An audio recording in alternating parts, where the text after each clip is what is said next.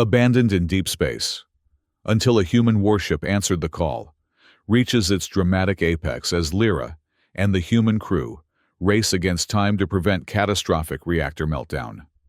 With seconds remaining, Lyra overcomes her cultural aversion to military technology, merging Aloran harmonics with human weaponry to stabilize the quantum cascade. This unprecedented collaboration saves both vessels and births a new alliance between once divided civilizations. The Ephir drifted silently through the void, its sleek cerulean hull reflecting distant starlight as it approached the derelict starbase. Hanging in space, like the skeletal remains of some ancient leviathan, the abandoned outpost had drawn the Aloran research vessel from across 3 sectors, its mysterious origins promising discoveries that could reshape xenoarchaeological understanding. Sensor analysis complete. Dr. Thasson called the navigation officer from her station. The structure appears to be approximately 8,000 years old, predating both human and Aloran space travel by several millennia. Dr. Lyra Thasson nodded, her silver-flecked eyes narrowing as she studied the holographic projection floating above the command console. As the vessel's lead xenobiologist, she had personally lobbied the Science Council for 6 months to secure this mission. The Ephir's journey represented the farthest any Aloran research team had ventured beyond mapped space, and Lyra felt the weight of that responsibility with every passing moment. "Life support readings?" she asked, her voice calm despite the excitement coursing through her. "Nominal within the central hub," reported Technician Solon, his elongated fingers dancing across the environmental console. "Atmosphere composition is thin but surprisingly stable. The preservation protocols appear to have maintained integrity for thousands of years." Lyra allowed herself a small smile. This was exactly the kind of scientific marvel she had dedicated her career to understanding. "Prepare the primary research shuttle. I want a full spectrum analysis of the outer hull before we attempt docking procedures." The 12-member crew moved with practiced efficiency, each specialist focused on their assigned tasks. The Ephir represented the pinnacle of Aloran engineering, a vessel designed purely for scientific exploration, without weapons or military capabilities of any kind. The Aloran Confederation had maintained their strict doctrine of pacifism for over 3 centuries, channeling all resources toward research, diplomacy, and cultural advancement. As the ship approached the optimal scanning range, Lyra felt a subtle vibration beneath her feet, almost imperceptible, but unusual enough to draw her attention away from the data streaming across her monitor. "Navigation status report," she called. The response never came. Instead, the ship lurched violently as warning klaxons erupted throughout the command center. The holographic displays flickered and distorted, casting eerie shadows across the suddenly chaotic bridge. "Multiple systems failure," shouted the operations officer. "Long-range communications offline. Hull integrity compromised in sections 7 through 13. Lyra steadied herself against her console as the ship shuddered again. "What happened? Were we struck by debris?" "Negative," responded the tactical officer, his voice tight with strain. "We appear to have emerged from warp into some kind of sensor-dead zone. Our navigation systems are showing complete disorientation." Through the forward viewports, Lyra could see fragments of the derelict station now spinning chaotically around them. Something had destabilized both the Ephir and the ancient structure they'd come to study. "Emergency protocols," Lyra ordered, her training overriding the panic threatening to surface. "All personnel to emergency stations. Begin immediate damage assessment." The next hours passed in a blur of crisis management. The Ephir had suffered critical damage to multiple systems, and the sensor dead zone made communication with the Aloran homeworlds impossible. Worse, the ship had been knocked far off its planned trajectory, drifting now in a region of space where no Aloran vessel was scheduled to pass for at least 8 standard months. As life support systems began failing one by one, Lyra made the difficult decision to place the crew into emergency cryostasis. The Ephyr carried 12 advanced cryopods for exactly such contingencies, a testament to Aloran caution, even on scientific vessels. Someone must remain awake to monitor the pods and attempt repairs, Medical Officer Varen had argued, her dark eyes reflecting the emergency lighting. The automated systems are too damaged to trust completely. Lyra had nodded grimly. I'll stay. As mission commander, the responsibility is mine.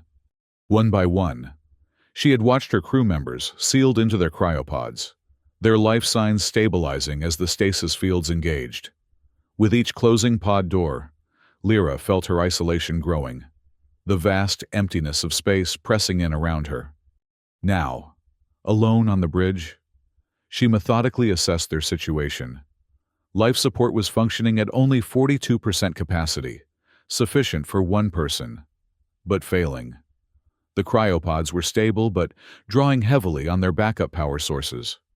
Most critically, the Ephyr was adrift with no way to signal for help. Log entry, Mission Day 73. Lyra spoke into the ship's recorder.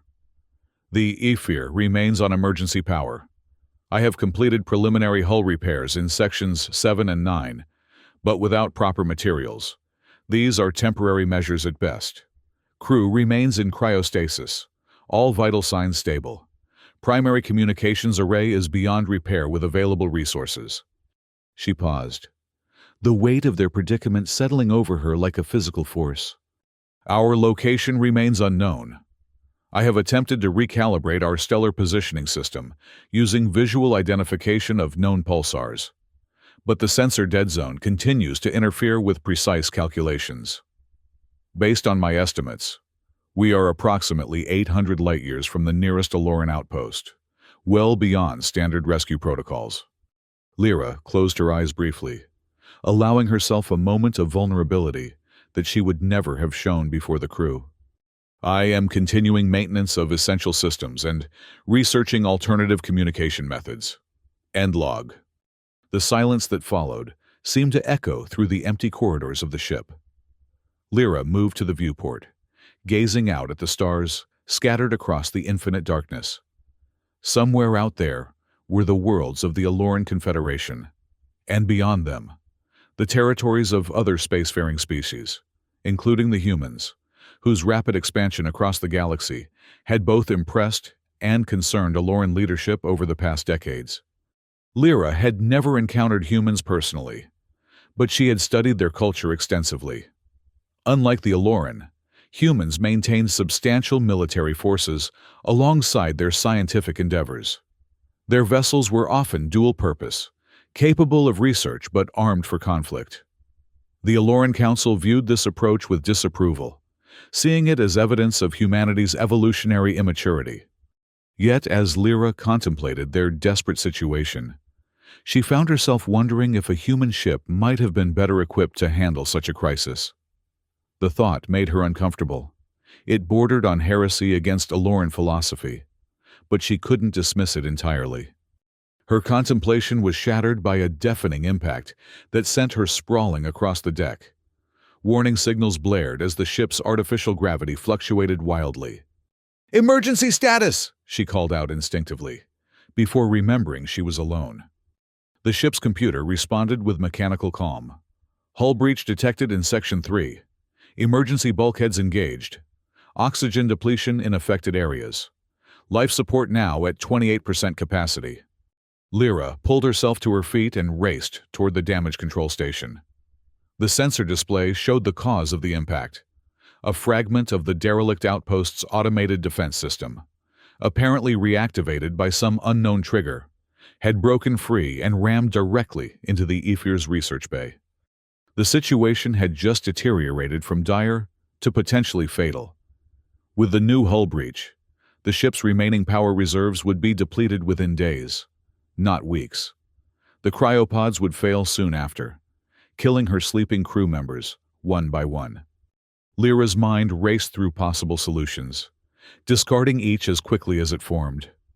Their distress beacon was standard Aloran technology, effective, but limited to known communication frequencies and conventional transmission speeds.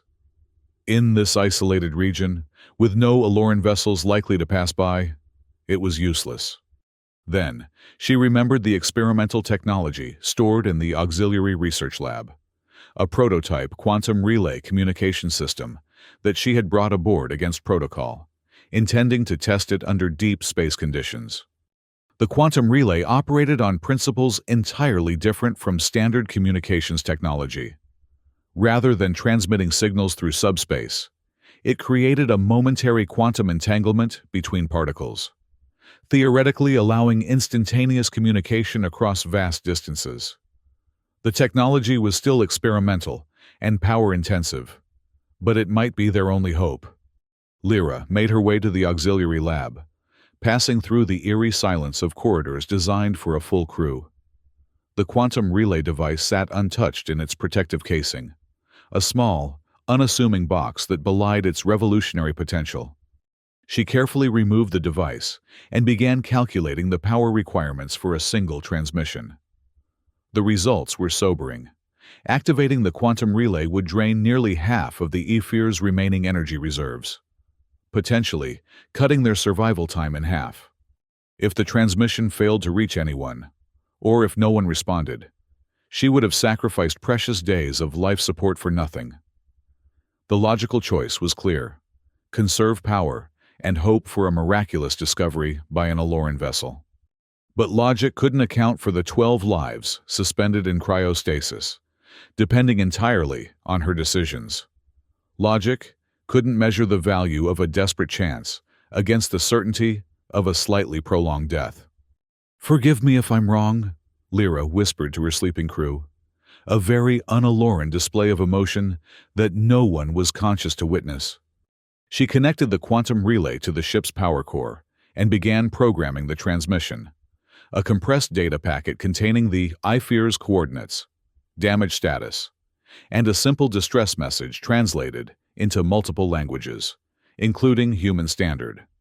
Lyra hesitated only briefly before adding the final command, directing the transmission not just toward Aloran space, but toward the nearest known human patrol routes as well. It was a decision that would have been unthinkable under normal circumstances, a violation of Aloran protocols regarding interaction with militarized species. But these were not normal circumstances. With a deep breath, she activated the quantum relay. The ship's lights dimmed noticeably as power was diverted to the experimental device. For a moment, nothing seemed to happen. Then a brief, brilliant pulse of energy surged through the relay before it went dark again. The computer confirmed. Transmission complete. Power reserves at 53%. Estimated life support duration, 4 days, 17 hours. Lyra stared at the now dormant relay. Had it worked? Had the quantum entanglement successfully transmitted their desperate plea across hundreds of light years? Or had she just sacrificed half their remaining survival time for nothing more than a scientific experiment? There was no way to know. All she could do now was continue her efforts to repair the ship's systems and hope that somewhere, someone had received their call for help. With renewed determination, Lyra gathered emergency repair supplies and prepared for something she had trained for but never expected to perform: an emergency EVA to patch the hull breach from the outside. It was dangerous, particularly for a lone scientist without assistance, but there was no alternative. As she sealed her environmental suit and prepared for the airlock cycle, Lyra tried not to think about the vast emptiness waiting beyond the ship's hull, or the millions of ways an EVA could go catastrophically wrong. Instead, she focused on the immediate tasks: check seals, verify oxygen supply, confirm tether integrity. EVA initiated, she spoke into her suit's recorder. Attempting external repairs to hull breach in Section 3. If this log is recovered, tell my family I did everything possible to save the crew. The airlock cycled open, and Lyra Thassin ventured into the void, alone save for distant stars and the silent prayer that their quantum message had found its way to someone who could help. 500 light-years away, in a sector of space jointly patrolled by Earth fleet vessels. Lieutenant Sophia Reyes stifled a yawn as she monitored the communications array aboard the USS Oberon. The warship was 3 weeks into a routine patrol along the outer boundaries of human-controlled space, and the monotony was beginning to wear on even the most disciplined crew members.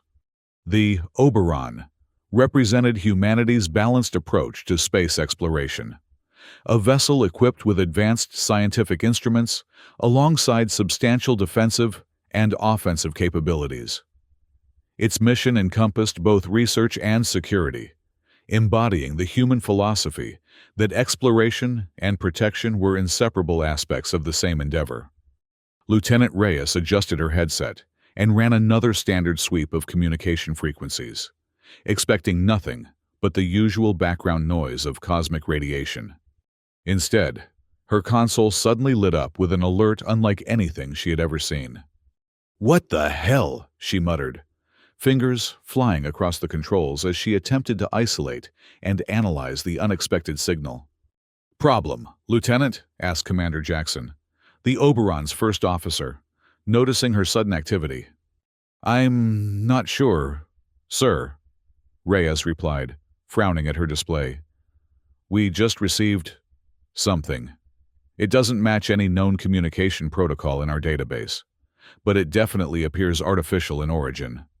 Jackson moved to stand behind her, studying the data stream with interest. "Can you clean it up?" "Working on it, sir." Reyes applied a series of filtering algorithms, gradually extracting a coherent signal from the cosmic background noise. "It's using some kind of quantum entanglement technology, incredibly advanced, way beyond our current capabilities." "Source?" "That's the strange part," Reyes said, checking the readings twice to confirm.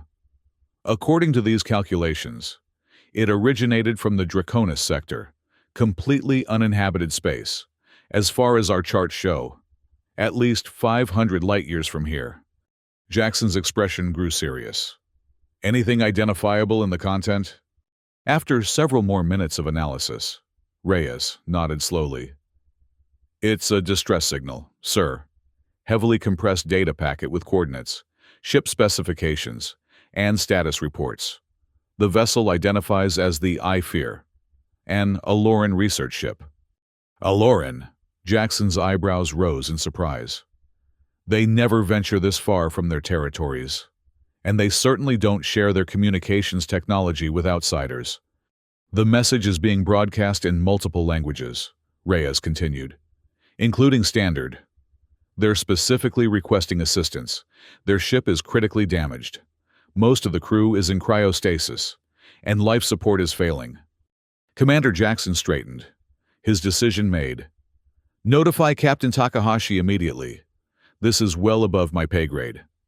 Within minutes, Captain Midori Takahashi stood on the bridge, reviewing the unusual distress call with her senior officers.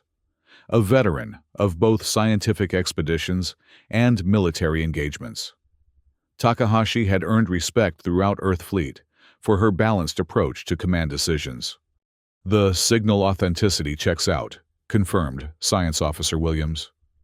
"The ship specifications match known Aloran designs, and the quantum transmission technology, while experimental, aligns with theoretical research we've been monitoring from their scientific community.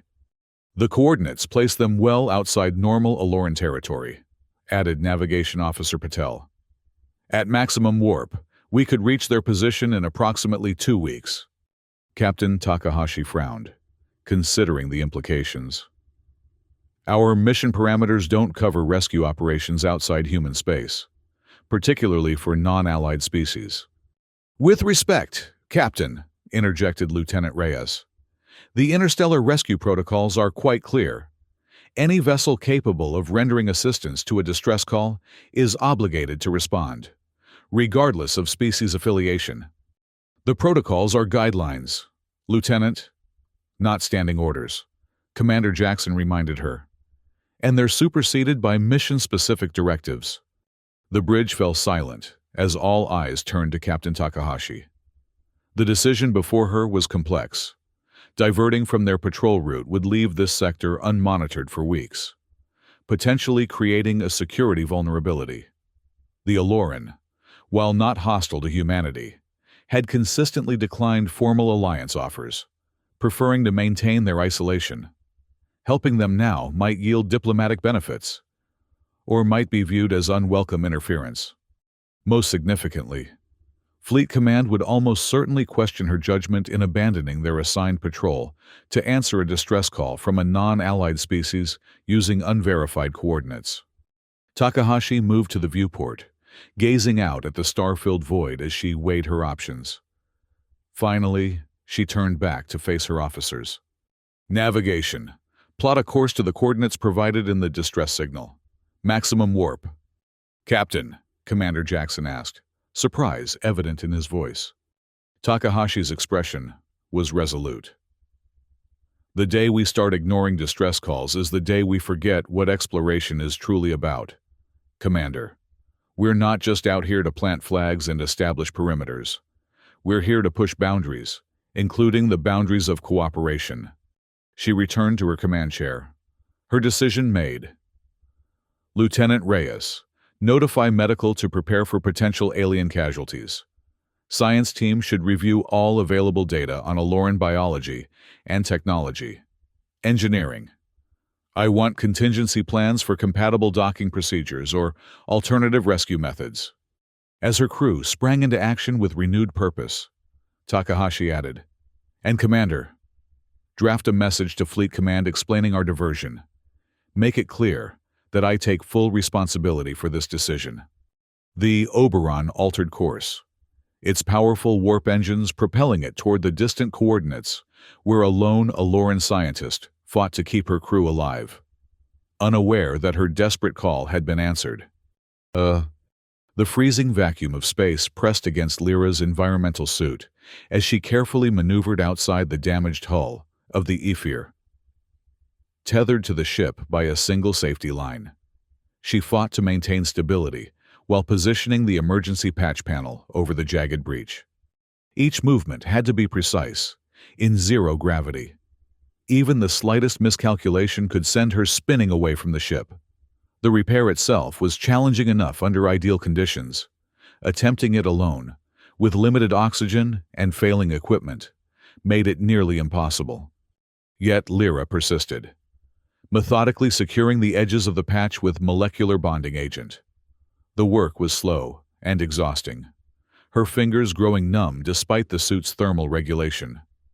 Twice, she had to pause to clear her visor as her own condensed breath obscured her vision. Almost complete, she muttered to herself, the sound of her voice providing small comfort in the absolute silence of space. Without warning, a series of small meteoroids, debris perhaps from the collapsing starbase nearby, streaked past her position. One struck her shoulder with enough force to tear her away from the hull, sending her tumbling into the void. For a terrifying moment, Lyra spun helplessly, disoriented and unable to stabilize herself. The Ephir receded from view as momentum carried her outward, the safety tether stretching to its limit. Fighting against panic, she activated her suit's maneuvering thrusters in controlled bursts, gradually countering her rotation. When she finally reoriented herself, she saw that the meteoroid impact had damaged her oxygen recycler. The readout now showed less than 30 minutes of breathable air remaining. With renewed urgency, Lyra propelled herself back toward the hull breach. The patch was still partially attached, but the meteoroid shower had compromised its integrity. She would need to start again, and quickly. As she worked, a profound sense of isolation enveloped her. The vastness of space stretched in all directions, empty and indifferent to her struggle. If she failed here, if the tether broke or her oxygen ran out before she completed the repairs, there would be no one to save the crew. No one would ever know what had happened to the Ephir and its 12 sleeping occupants. The thought of her crew members, colleagues, and friends who had trusted her leadership filled Lyra with a crushing sense of guilt. Had she made the right decisions? Should she have chosen a different approach to the starbase? Should she have activated the emergency protocol sooner? These questions haunted her as she fought to secure the new patch in place, her movements growing more desperate as her oxygen supply dwindled. "Warning, oxygen level critical. 15 minutes remaining," announced her suit's automated system. Lyra redoubled her efforts, ignoring the pain in her numbing fingers and the growing lightheadedness that signaled the early stages of oxygen deprivation. The patch was almost secure. Just 2 more connection points needed to be sealed. 10 minutes of oxygen remaining. With a final surge of determination, Lyra completed the patch installation, verifying the molecular bond had properly sealed around the entire perimeter of the breach. Only then did she allow herself to begin the return journey to the airlock, moving as efficiently as possible to conserve her remaining oxygen. The airlock seemed impossibly distant, though in reality, it was only 20 meters from her position. Each movement forward felt like swimming through increasingly thick liquid as her oxygen-starved muscles protested. 5 minutes of oxygen remaining. The airlock was within reach now. Lyra's trembling hands fumbled with the external controls, her vision beginning to blur at the edges. 2 minutes of oxygen remaining. The outer door finally slid open. Lyra pulled herself inside, her movements now uncoordinated and sluggish. She managed to activate the pressurization sequence before collapsing against the wall, consciousness fading as the airlock slowly filled with breathable atmosphere. The last thing she heard before darkness claimed her was the computer's voice. "Airlock pressurization complete. Internal atmosphere restored." Lyra awakened in the medical bay, momentarily disoriented before memory rushed back. The hull breach, the EVA, the desperate race against depleting oxygen. She had nearly died out there. "Ship status," she croaked, her throat dry from dehydration. The computer responded promptly. "Hull integrity restored to 67%. Life support functioning at 32% capacity. Estimated duration with current power usage: 3 days, 7 hours. Lyra closed her eyes briefly. Despite her nearly fatal EVA, their situation remained dire. The successful hull repair had bought them some time, but not enough. Without external assistance, the Ephyr and its crew were still doomed. She forced herself to her feet, ignoring the lingering dizziness. There was too much to do, too many systems requiring attention, to allow herself the luxury of full recovery. Over the next 2 days, Lyra worked tirelessly, moving between the engine room, life support systems, and the cryopod chamber. She managed to increase power efficiency by shutting down all non-essential systems and rerouting energy pathways, gaining them an additional 30 hours of life support. It wasn't enough, but it was something. In quiet moments between repair tasks, Lyra found herself drawn to the quantum relay device. Though now dormant and useless, it had been designed for a single transmission. She couldn't help wondering if anyone had received their desperate message. Had the experimental technology even worked as theorized? Or had she sacrificed precious power for nothing more than a silent scream into the void? There was no way to know. All she could do was continue fighting for survival, one system at a time, and hope that somewhere out there, someone was coming to their aid. On the 3rd day after the EVA, as Lyra was checking the cryopods, a warning alarm sounded from the bridge. She rushed to investigate, fearing another system failure. Instead, the sensor array, operating at minimal power, had detected something unexpected, an object approaching at high velocity, on a direct course for the Ephyr. Lyra diverted emergency power to the sensors, desperate for more information. The readings clarified slowly. A vessel, much larger than the Ephyr, approaching at warp speed. Its configuration was unfamiliar to the Aloran database. Hope and fear battled within her. Had her quantum message reached someone? Or was this an unknown threat? Perhaps space pirates drawn to the disabled vessel as easy prey. With the ship's defensive systems offline, and no weapons aboard even under normal circumstances, Lyra had no means to protect the Ephir if the approaching vessel proved hostile. All she could do was wait and watch as the mysterious ship dropped out of warp, less than 1,000 kilometers away. The sensor display showed a vessel of impressive size and unusual design, sleek, yet heavily armored, with visible weapons arrays alongside what appeared to be scientific instruments.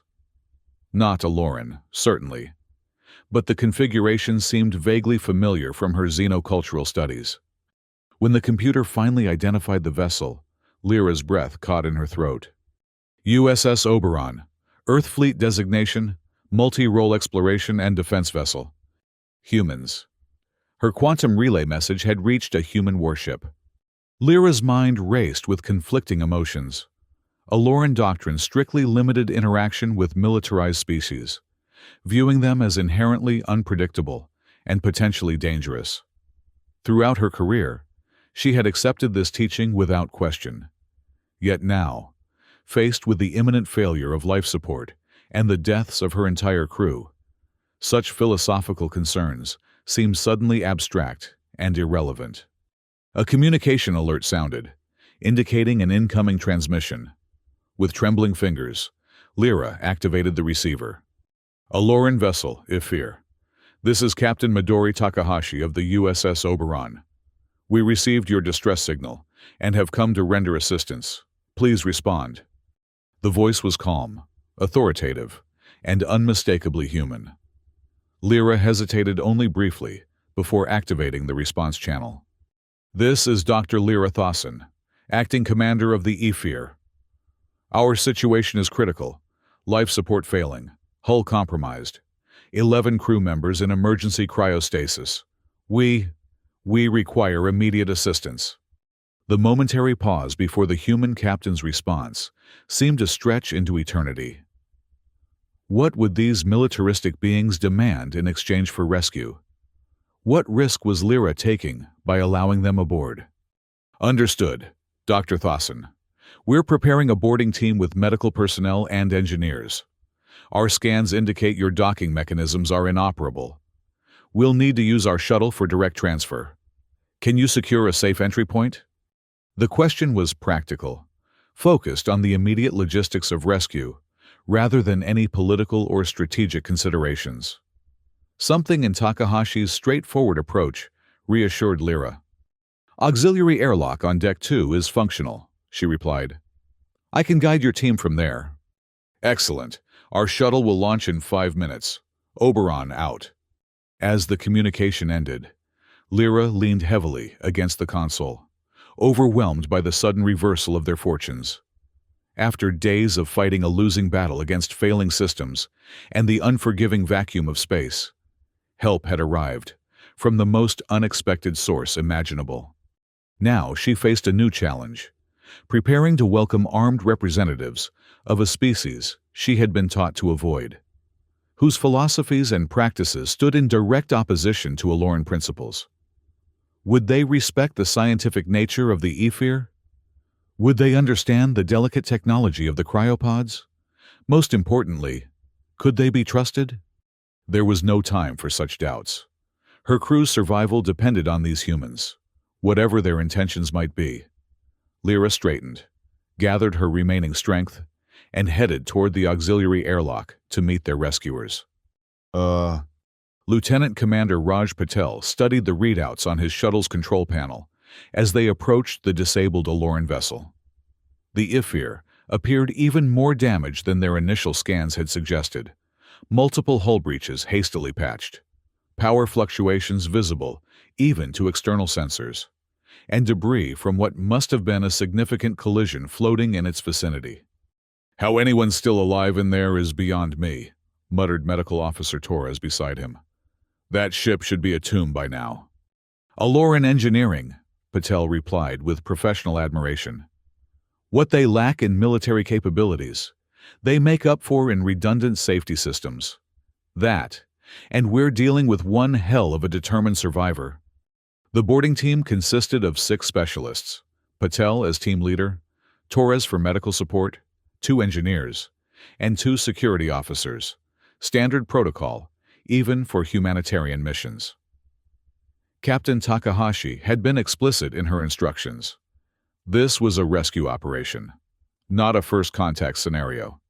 Their priority was saving lives, not cultural exchange or intelligence gathering. Approaching the designated airlock, Patel announced. Everyone check your environmental suits.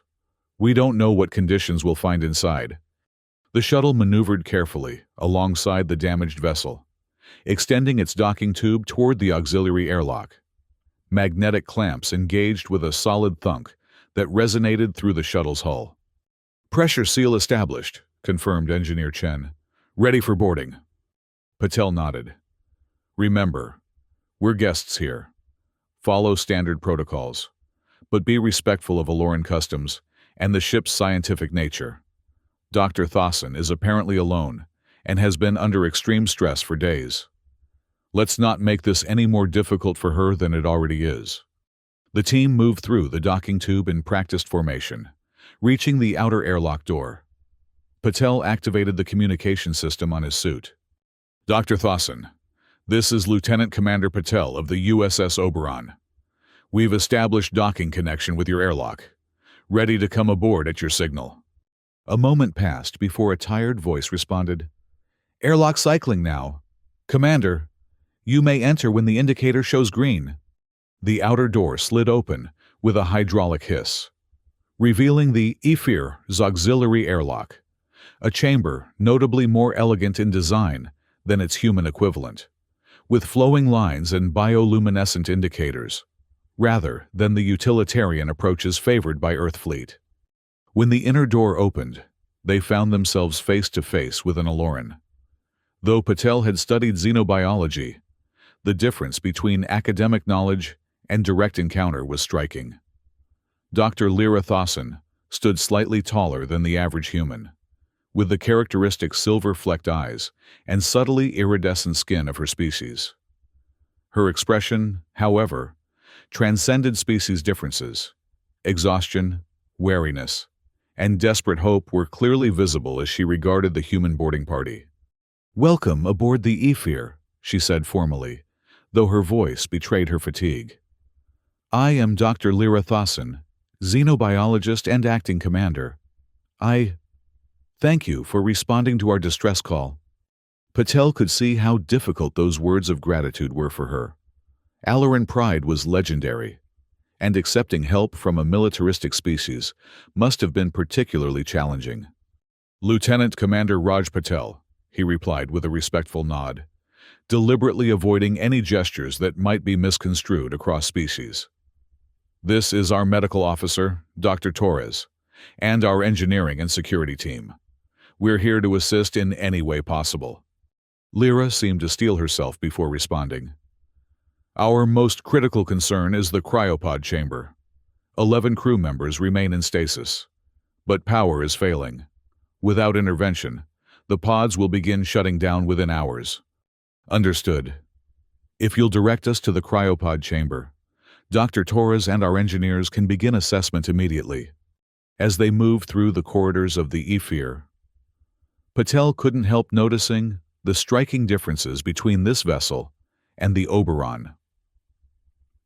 Where human ships featured practical, often angular designs with clearly marked access panels and redundant manual controls, the Aloran vessel embodied a more integrated, almost organic approach to engineering. Systems flowed together seamlessly, with intuitive interfaces that responded to proximity and intent rather than physical interaction. Under different circumstances, Patel would have been fascinated by these technological differences. Now, however, his attention was focused entirely on the mission at hand, and on the Aloran scientist who led them deeper into the ship, her movements betraying the exhaustion she fought to conceal. They reached the cryopod chamber, a circular room containing 12 sleek pods, arranged like spokes around a central monitoring station. One pod stood empty, Lyra's, presumably. The others contained the sleeping forms of the Ephir's crew, their life signs displayed on subtle holographic projections above each unit. Dr. Torres immediately moved to examine the monitoring systems, her expression growing serious as she studied the readings. Power fluctuations are affecting temperature regulation. 2 pods are showing early signs of system failure. Engineer Rodriguez was already scanning the chamber's power distribution network. We can rig a temporary connection to our shuttle's power supply as a stopgap measure, but these pods will need to be transferred to the Oberon for proper stabilization. Lyra's expression tightened at the suggestion of moving her crew to the human vessel. Is there no alternative? These cryopods are calibrated specifically for Aloran physiology. Transferring them risks. A sudden violent tremor interrupted her, sending several of the humans stumbling against the walls. Emergency lights flashed as a new alarm sounded throughout the ship. What was that? Patel demanded, steadying himself. Lyra was already moving toward the monitoring console, her fatigue momentarily forgotten as fresh adrenaline surged through her system. The starbase. Its reactor core must be destabilizing. We need to check the sensors. The group hurried to the bridge, where the main view screen revealed a terrifying sight. The derelict starbase was breaking apart, energy pulses rippling across its structure as its ancient reactor approached critical failure. Time to detonation? Patel asked sharply. Lyra's fingers flew across the sensor controls. Uncertain. Minutes at most. The blast radius will encompass both our vessels. Patel activated his communication link to the Oberon. Captain, we have a situation. The starbase reactor is going critical. Recommend immediate withdrawal to safe distance. Captain Takahashi's voice came through clearly. Negative.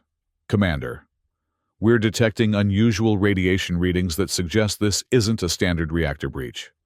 More like a cascading quantum implosion. At this distance, engaging warp drives could trigger premature detonation. We need another solution. Lyra looked up sharply, her scientific mind immediately grasping the implications. She's right. The starbase must be powered by a quantum fold generator, incredibly advanced technology, but notoriously unstable once the containment field begins to collapse. Can it be stabilized remotely? Patel asked. Theoretically, yes. Lyra moved to another console, bringing up schematics of the starbase that the Sci-Fi had collected before the crisis began. We would need to reinitiate the containment protocols by sending a precisely calibrated energy pulse to the central core. The Oberon has phase emitters that could deliver such a pulse, Patel said, studying the schematics. Lyra shook her head. Standard weapons technology would only accelerate the collapse. We need something more subtle, a harmonic resonance that would synchronize with the quantum fluctuations and gradually dampen them. Another tremor rocked the ship, stronger than the first. The view screen showed energy discharges now, visibly arcing between sections of the disintegrating starbase. We're running out of time, Patel warned. Lyra's expression changed suddenly, a new determination replacing her exhaustion. The Sci-Fi has harmonic resonators, part of our xenoarchaeological research equipment. They're designed to analyze and replicate energy signatures from ancient technology. Could they generate a pulse strong enough to reach the starbase core? Patel asked. Not alone, Lyra admitted. But if we could link them to a more powerful energy source. She hesitated, clearly uncomfortable with where her thoughts were leading. Patel understood immediately. Like the Oberon's deflector array. Yes. Lyra met his gaze directly. It would require integrating Aloran and human technology, something never attempted before, and we would need to use your ship's military-grade power systems to amplify our signal. For an Aloran scientist to suggest such collaboration with military technology represented an extraordinary departure from their cultural norms, a measure of how desperate their situation had become. Patel didn't hesitate. Let's do it. How quickly can you prepare the resonators? They're in the research lab, Lyra replied, already moving toward the door. But we'll need to transport them to your shuttle and then to the Oberon. There's no time to establish a direct interface from here. Another, more violent tremor shook the Sci-Fi, sending cascades of sparks from damaged systems. Warning signals indicated yet another hull breach, forming under the stress. New plan, Patel decided. We evacuate immediately. You and the cryopods to the Oberon. We can attempt the resonator integration there. Lyra's expression showed clear conflict. The Aloran reluctance to board a human warship, warring with the undeniable reality of their situation. With a visible effort, she nodded her agreement. We'll need to move quickly. The cryopods are too unstable for individual transport. We'll have to take the entire stasis chamber's central column. What followed was a desperate race against time. While Lyra and the engineering team prepared the cryopod central column for emergency extraction, Patel and the security officers retrieved the harmonic resonators from the research lab. Dr. Torres established a medical stasis field to protect the sleeping Alorans during the rough transfer ahead. As acid rain from the starbase's deteriorating atmospheric containment began pelting the Ephir's hull, the human team worked with grim efficiency, their earlier caution replaced by urgent necessity. The shuttle, never designed for such a complex evacuation, would be pushed to its structural limits. Lyra found herself working alongside humans with military precision, a scenario she would have considered unthinkable just days earlier.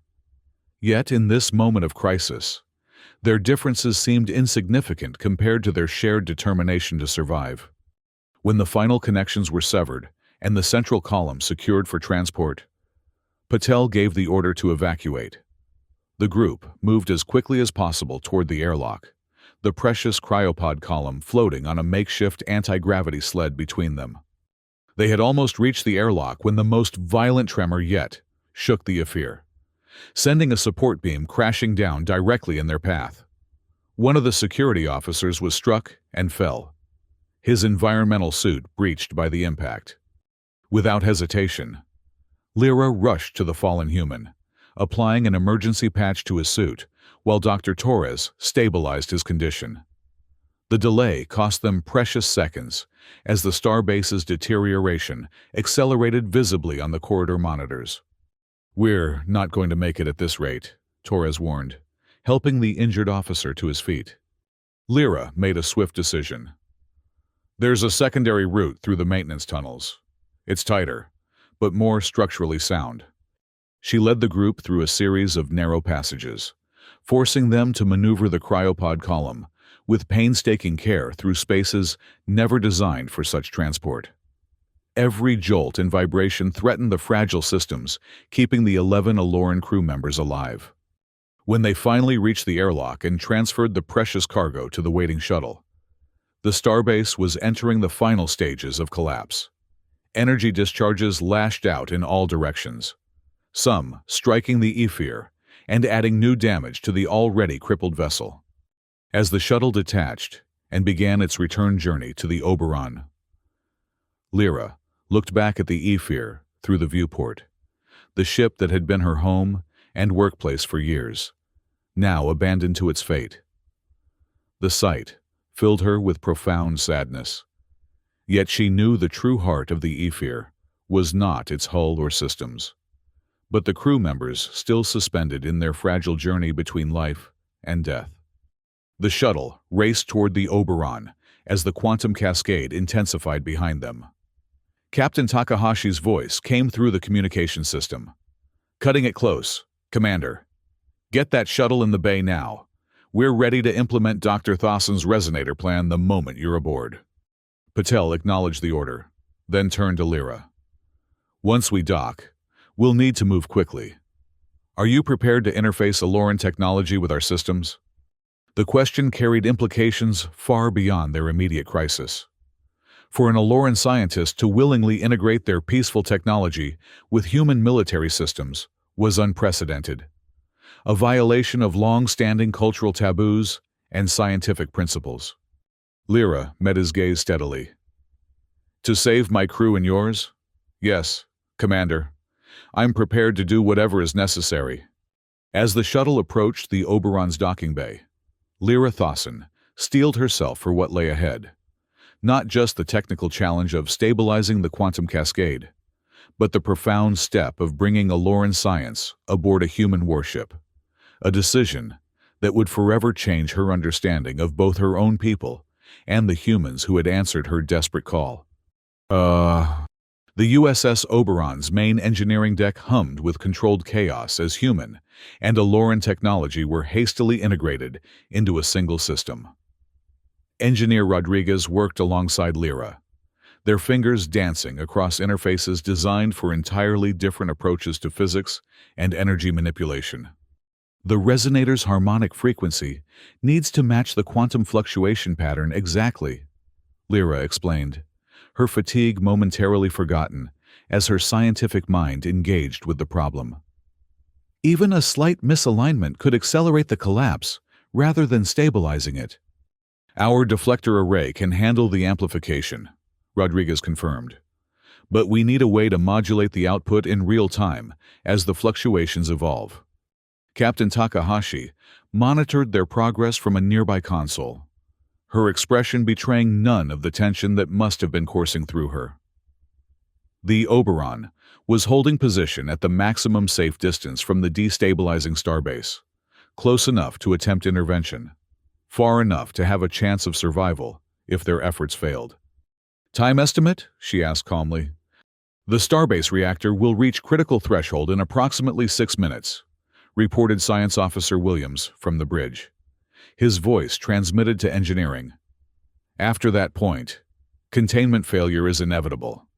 Lyra's hands hesitated over the resonator controls, a momentary doubt clouding her focus. What they were attempting had never been done before, merging Aloran harmonic technology with human military systems. If she miscalculated, she might doom both ships instead of saving them.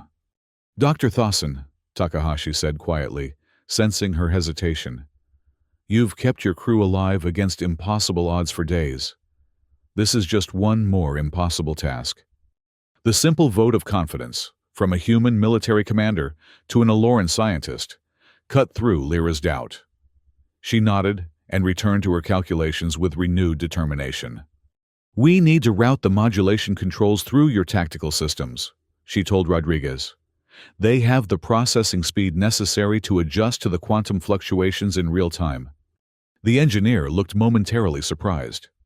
"That would give you direct access to our weapons targeting computers." "I know," Lyra met his gaze steadily. "I'm asking you to trust me, as I'm trusting you with my crew's lives." After the briefest hesitation, Rodriguez entered his authorization code, granting Lyra access to systems that would normally be restricted even to allied species, let alone the traditionally isolated Aloran. As the integration neared completion, the ship shuddered from the first wave of energy discharged from the collapsing starbase. Emergency lights flashed momentarily before the Oberon's systems compensated. "Shields holding at 87%, reported the tactical officer from the bridge. But that was just the leading edge. Main wave approaching in 3 minutes. "Resonator integration at 94%, Rodriguez announced. "Final calibration underway."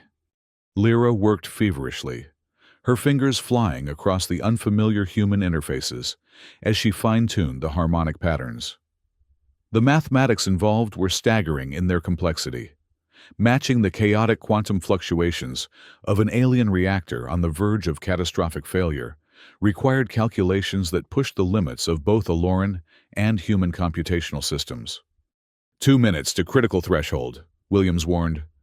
Takahashi moved closer to Lyra, her voice low and steady.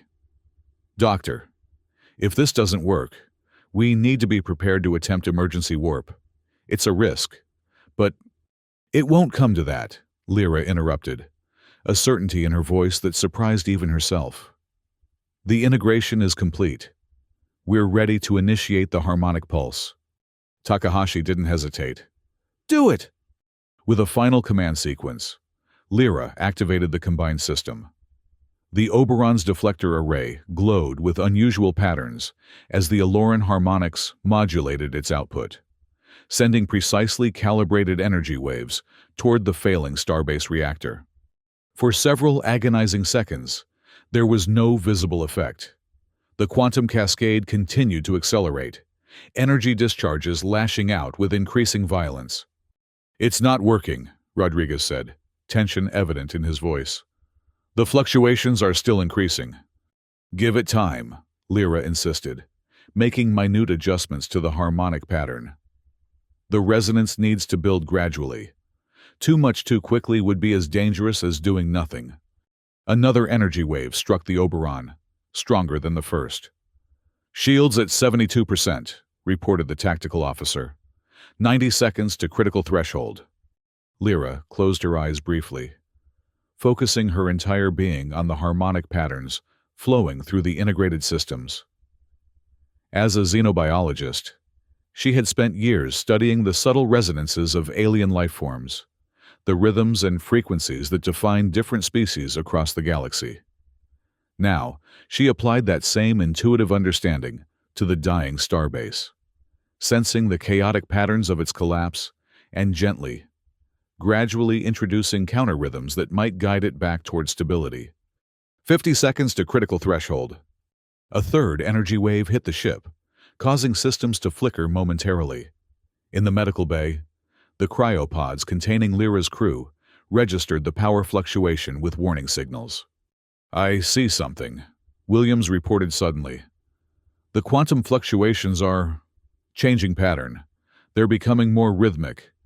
On the main view screen, the violent energy discharges from the starbase began to pulse with increasing regularity, their chaotic flaring gradually shifting toward a more ordered sequence. "It's working," Lyra breathed, her fingers continuing their dance across the controls. "The harmonic resonance is establishing a feedback loop with the reactor core. We need to maintain the modulation as the pattern stabilizes." 20 seconds to what would have been critical threshold, Williams announced, a note of cautious optimism entering his voice. The entire bridge crew watched in tense silence as the countdown continued. When the critical moment passed without catastrophic failure, a collective breath seemed to release throughout the ship. "Quantum fluctuations decreasing by 12%, Williams confirmed. 15%, 20%. The cascade is reversing." Over the next hour, Lyra and the engineering team carefully maintained the harmonic resonance, gradually guiding the starbase reactor back from the brink of destruction. The process required constant adjustment and unwavering focus. But the combined Aloran-human technology performed beyond anyone's expectations. When the reactor finally stabilized at a safe level, the tension that had gripped the Oberon released in a wave of relieved smiles and congratulatory nods. Even Captain Takahashi allowed herself a brief moment of visible satisfaction before returning to her professional demeanor. "Well done, Dr. Thawson," she said simply. "You've saved both our ships and preserved a priceless archaeological treasure in that starbase. Once properly contained, it could yield invaluable scientific knowledge." Lyra nodded, suddenly aware of the overwhelming fatigue that she had been holding at bay through sheer determination. Now that the immediate crisis had passed, days of stress and minimal sleep were demanding their due. "My crew," she managed to say, her voice barely above a whisper. "Are they—" "Stable," Takahashi assured her. "Dr. Torres reports all cryopods are functioning normally now that they're connected to our power systems. Your people are safe. Doctor." The relief was so profound that Lyra swayed slightly, her exhaustion finally overtaking her. Lieutenant Commander Patel stepped forward quickly to steady her. "I think our guest has earned some rest, Captain," he suggested gently. Takahashi nodded. "Absolutely. Commander, please escort Dr. Thawson to our VIP quarters. Doctor, we can continue discussions after you've had adequate time to recover." As Patel led her from engineering, Lyra found herself moving through corridors quite different from those of the Ephir, where Aloran vessels featured organic curves and bioluminescent indicators. The Oberon embodied human design philosophy, efficient, adaptable, with clear demarcations between systems and numerous manual overrides. Military functionality was evident everywhere, from the reinforced bulkheads to the security checkpoints. Yet, there was also evidence of scientific purpose in the research labs they passed. The contrast with Aloran vessels was striking, yet Lyra found herself appreciating the human approach rather than dismissing it as she might have done before. There was wisdom in their preparedness, their assumption that not everything in the universe would be benign or peaceful. Perhaps the Aloran doctrine of absolute pacifism had limitations she had never fully considered. These thoughts accompanied her as they reached the guest quarters, surprisingly comfortable accommodations that had been hastily adapted for Aloran physiology, with adjusted lighting and environmental controls. "Rest as long as you need," Patel told her. "Someone will be stationed outside if you require anything." "Thank you, Commander," Lyra replied, the formality of her tone unable to disguise her genuine gratitude. "For everything." After Patel departed, Lyra sank onto the bed, her body demanding the rest that she had denied it for days. Yet her mind continued to process all that had occurred: the desperate call for help, the human response, the unprecedented collaboration between Aloran and human technology. Each of these events represented a profound departure from everything she had been taught about interspecies relations. As sleep finally claimed her, Lyra Thassan found herself wondering if perhaps her people's isolation had cost them more than they realized, not just in technological development, but in the deeper understanding that comes from true cooperation with those different from oneself. The following days aboard the USS Oberon passed in a blur of recovery and adjustment. Lyra's crew remained in cryostasis, their pods now securely installed in the human vessel's medical bay under Dr. Torres's vigilant care.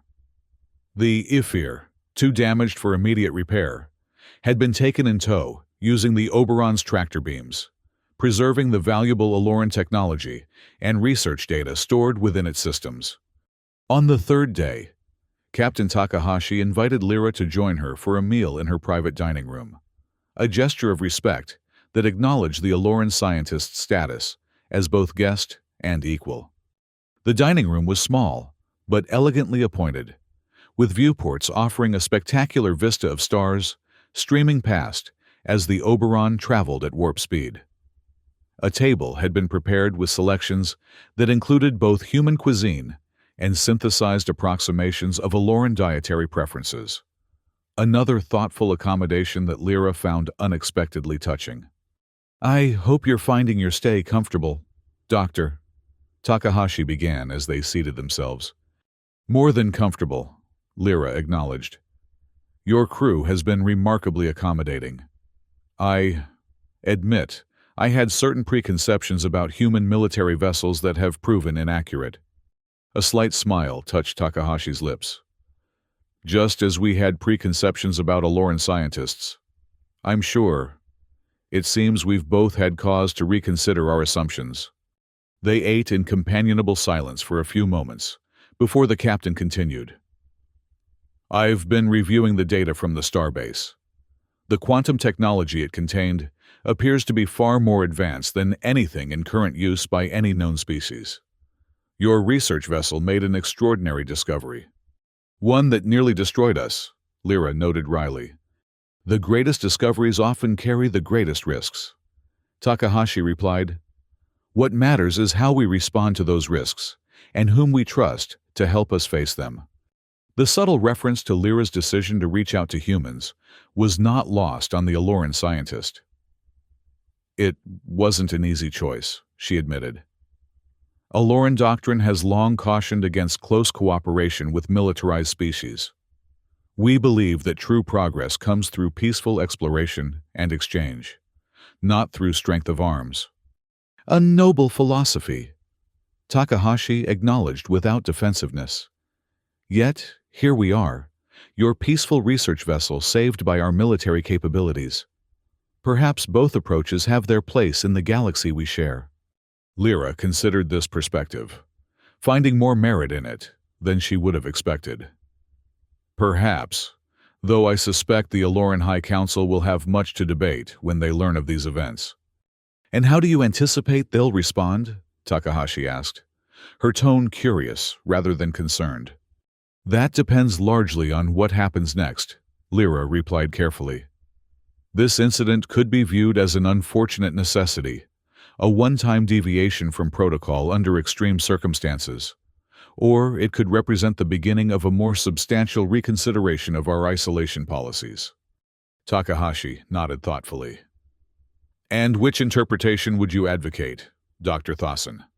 It was a probing question, one that forced Lyra to examine her own evolving perspective. Before answering, she gazed out at the stars streaming past the viewport, symbols of the vast universe that both their species sought to understand. 3 days ago, I would have unquestioningly supported the former view, she said, finally. Now, I find myself considering alternatives. The integration of Aloran harmonic technology with your deflector systems accomplished something neither of our species could have achieved alone. There is wisdom in recognizing complementary strengths, even when they arise from philosophically different foundations. Especially then, Takahashi suggested. Diversity of approach often leads to the most robust solutions. Their philosophical discussion was interrupted by an urgent communication from the bridge. Captain, long-range sensors have detected a group of vessels approaching at high warp. Configuration suggests pirate flotilla, possibly Orion Syndicate. ETA 10 minutes. Takahashi's demeanor shifted instantly from conversational to commanding. Red alert, battle stations. I'm on my way to the bridge. She turned to Lyra with an apologetic but determined expression. It seems our conversation will have to continue later. Doctor, please return to your quarters for safety. As alarms sounded throughout the ship, Lyra found herself caught in a whirlwind of conflicting emotions. The Aloran abhorrence of violence warred with her pragmatic recognition that the Oberon, and by extension, her own crew, now faced a genuine threat. Should she retreat to her quarters as instructed, maintaining the traditional Aloran distance from military matters? Or did she have an obligation to contribute if possible? The decision crystallized with unexpected clarity. Captain, she said firmly, I request permission to accompany you to the bridge. If these pirates were drawn by the quantum signal from our distress beacon, I may have insights that could prove useful. Takahashi hesitated only briefly before nodding. Granted, but understand that my first duty is to the safety of this ship and everyone aboard it, including your crew. I will take whatever actions necessary to fulfill that duty. I understand, Lyra replied, accepting both the permission and the implicit warning it contained. Minutes later, they stood on the Oberon's bridge as the tactical situation unfolded on the main view screen. A flotilla of 6 vessels approached in attack formation, mismatched ships of various origins, modified for combat and stealth. Their coordinated movements suggested professional organization rather than opportunistic raiders. Analysis, Commander Jackson, Takahashi requested calmly. Definitely Syndicate vessels. Captain, heavily armed, shields at maximum. They've deployed in a standard encirclement pattern. They're trying to cut off our escape routes. How did they find us? Lieutenant Reyes asked, her fingers flying across the communications console. We're nowhere near established shipping lanes. Lyra stepped forward, her scientific training providing the answer. The quantum relay I used to contact you, it created a distinctive energy signature. If they were monitoring subspace frequencies in this sector, they could have detected the resonance echo when you responded to our call. So they've been tracking us, Takahashi concluded, waiting for the right moment to strike. Captain, interjected Tactical Officer Liu, they're hailing us. On screen, the view screen shifted to show the interior of the lead pirate vessel. A broad-shouldered Orion male with elaborate facial scarification dominated the frame. His expression, one of calculated confidence. Federation vessel, he began without preamble. I am Captain Kraz of the Free Trader Alliance. You have entered our territorial claims and are towing valuable salvage. Surrender the Aloran vessel and any quantum technology you have recovered from the starbase, and we will allow you to proceed unharmed. This is Captain Midori Takahashi of the USS Oberon. There are several inaccuracies in your statement. Captain Kraz. First, we are in unclaimed space, not your territory. Second, the vessel we're towing is not salvage, but a disabled ship with living crew members. And third, she allowed herself a small, dangerous smile. Earth fleet vessels do not surrender to pirates. Kraz's expression hardened. Then you leave us no choice but to take what we want by force. You are outnumbered 6-1. Captain, consider your crew. End transmission, Takahashi ordered, turning immediately to her tactical officer. Analysis of their weapons capabilities. Significant, but uneven, Liu reported. Their lead vessel has been upgraded with military-grade disruptors, likely black market Klingon technology. The others rely on more conventional weapons. All show signs of modified shield generators. But again, inconsistent quality. Takahashi nodded, her mind clearly working through strategic options. They expect us to either run or stand and fight conventionally. We'll do neither. Navigation. Plot a course into that asteroid field at coordinates 227 Mark IV. The asteroid field. Captain, the navigation officer questioned, surprise evident in his voice. That's extremely dangerous at impulse speeds, let alone with a damaged vessel in tow. Precisely why they won't expect it, Takahashi confirmed. We'll use the larger asteroids for cover and to break their formation. Lieutenant Commander Patel, I want a plan to use our deflector array to destabilize those asteroids once we're inside the field, if we can trigger a localized cascade. As the human officers quickly developed their captain's strategy, Lyra observed with growing fascination.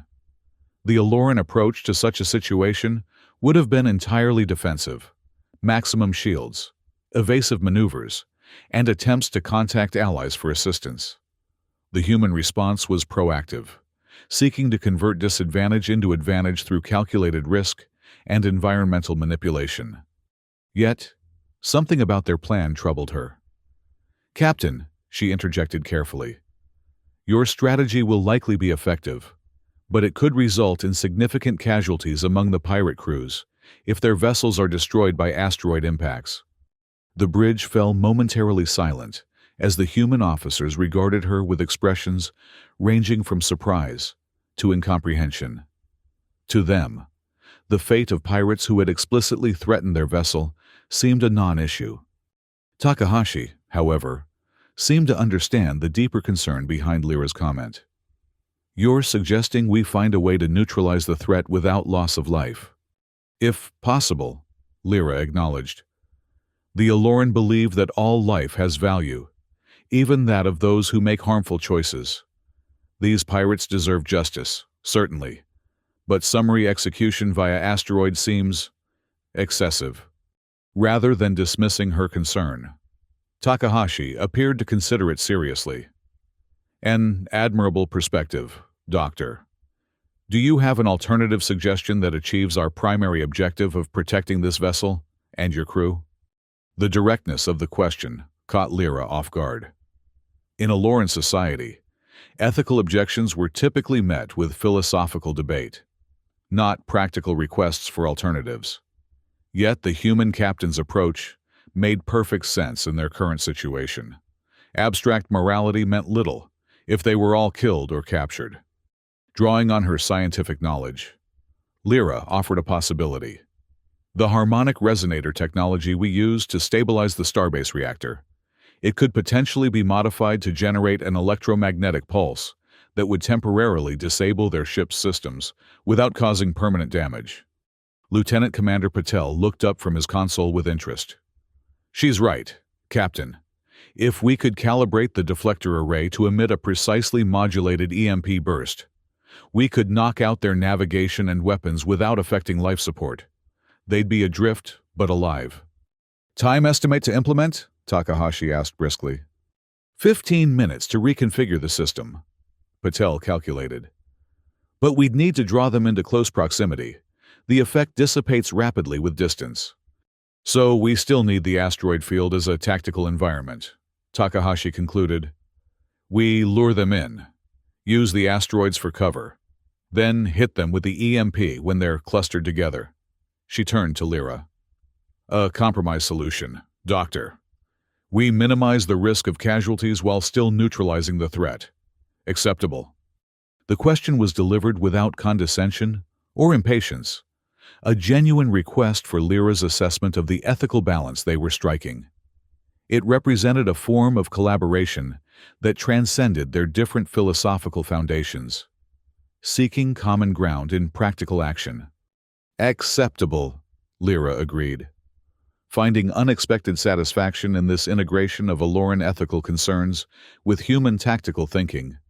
Then, let's proceed, Takahashi ordered. Navigation. Take us into the asteroid field. 1/4 impulse. Engineering. Begin reconfiguring the deflector array according to Dr. Thawson's specifications. Tactical.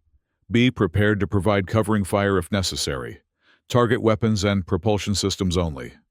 As the Oberon changed course toward the asteroid field, the pirate vessels adjusted their approach to intercept. The next minutes were tense as the human ship maneuvered carefully through the dangerous field, the damaged Ifir still in tow behind it. Lyra worked alongside the engineering team, applying her knowledge of harmonic resonance to the reconfiguration of the deflector array. The task required precise calculations and intimate understanding of both the Aloran technology and the human systems to which it was being connected, a challenge that demanded her complete focus despite the chaotic situation unfolding around them.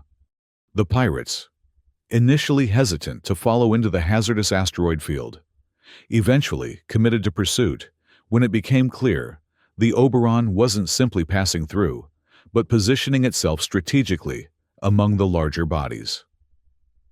Their formation necessarily broke apart as they navigated the floating obstacles, exactly as Takahashi had predicted. They're taking the bait, Commander Jackson reported from Tactical. Lead vessel is 20,000 kilometers and closing. Others are scattered but converging on our position. Deflector modifications at 87%, Patel announced. We need another 3 minutes for final calibration. Takahashi nodded calmly. Hold position behind asteroid Delta 4. Let them come to us. The minutes stretched with excruciating slowness as the pirate vessels drew closer, occasionally firing exploratory shots that dissipated against the asteroid's mass. On the engineering deck, Lyra and the technical team worked feverishly to complete the deflector modifications, integrating Aloran harmonic principles with human power systems in ways never before attempted. Final calibration complete, Patel finally reported. The modified deflector is ready. All pirate vessels now within optimal range, Tactical added. They're preparing to surround our position. Perfect, Takahashi said with quiet satisfaction. Dr. Thawson, would you care to do the honors?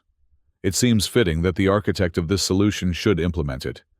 The invitation, from a human military captain to an Aloran scientist, to activate a weapon system, albeit a non-lethal one, would have been unimaginable just days earlier. Yet in this moment, it felt like the natural culmination of their evolving cooperation. Lyra moved to the tactical station, where a control interface had been prepared for the modified deflector.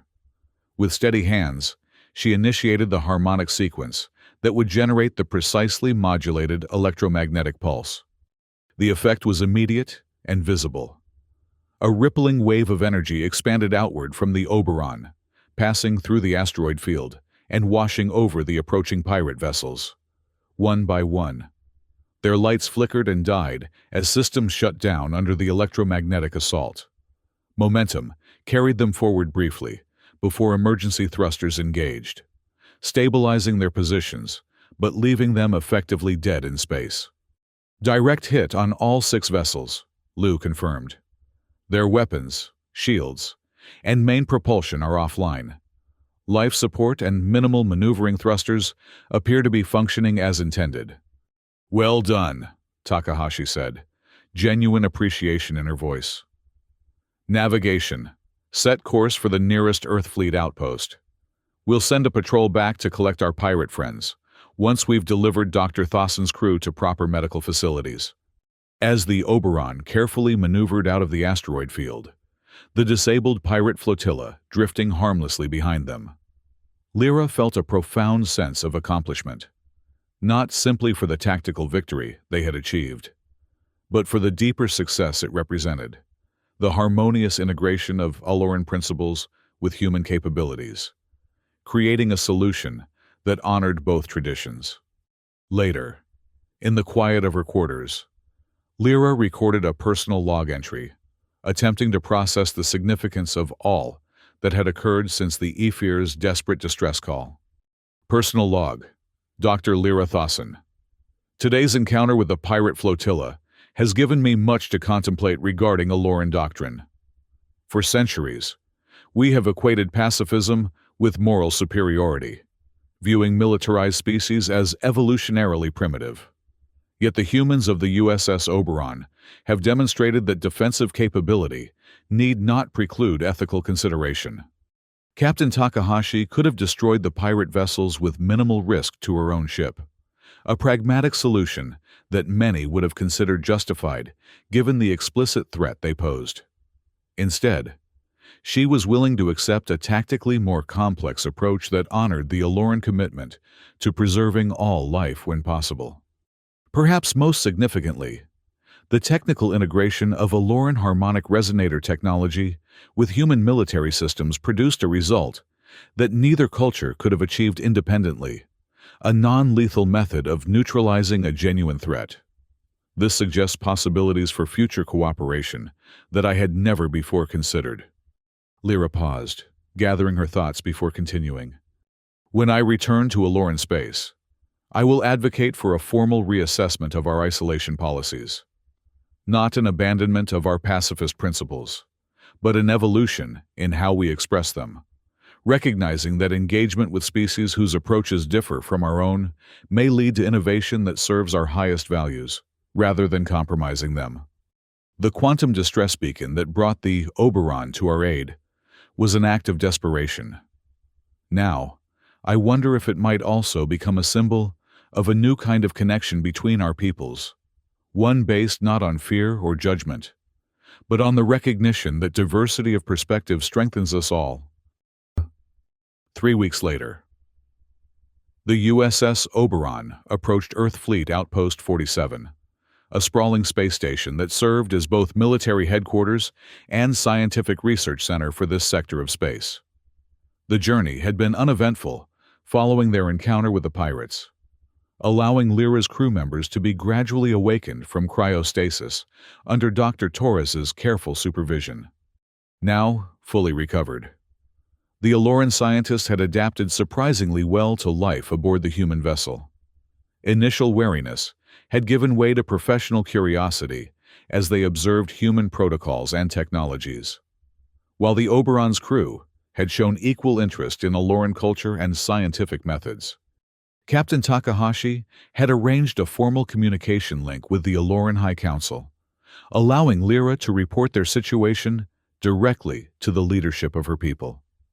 The Council's reaction had been complex: relief at the crew's survival, concern about their presence aboard a human military vessel, and intense interest in both the ancient starbase and the unprecedented collaboration that had saved their people. After extensive deliberation, the Council had reached a decision that surprised even Lyra. A diplomatic vessel had been dispatched to rendezvous with the Oberon at Outpost 47, not merely to retrieve the Aloran crew, but to initiate formal discussions about a potential cooperative agreement between their peoples. As the Oberon docked at the massive station, Lyra stood alongside Captain Takahashi in the observation lounge, watching the Aloran diplomatic vessel make its final approach. The sleek, azure ship represented the first official Aloran presence in human space in over a decade, a historic moment precipitated by a desperate call for help and an unexpected response. "Your council seems to have taken your report quite seriously," Takahashi observed. "More seriously than I anticipated," Lyra admitted. "The quantum resonator technology we developed together appears to have captured their interest particularly strongly. The possibility of creating non-lethal defensive options aligns well with Aloran philosophy, while addressing practical concerns about deep space exploration." "And your recommendation regarding a formal rescue pact?" "They're open to discussion," Lyra replied, a note of satisfaction in her voice. The events aboard the Ephir demonstrated the vulnerability of purely scientific vessels in unexplored regions. A mutual aid agreement with Earthfleet would allow us to expand our research boundaries while maintaining our core principles. Takahashi nodded thoughtfully. "A sensible compromise.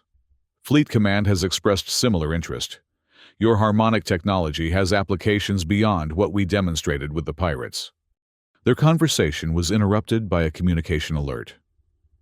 "Captain, the Aloran vessel requests permission to dock. Their ambassador wishes to come aboard the Oberon to meet with you and Dr. Thasson before proceeding to formal discussions at the outpost."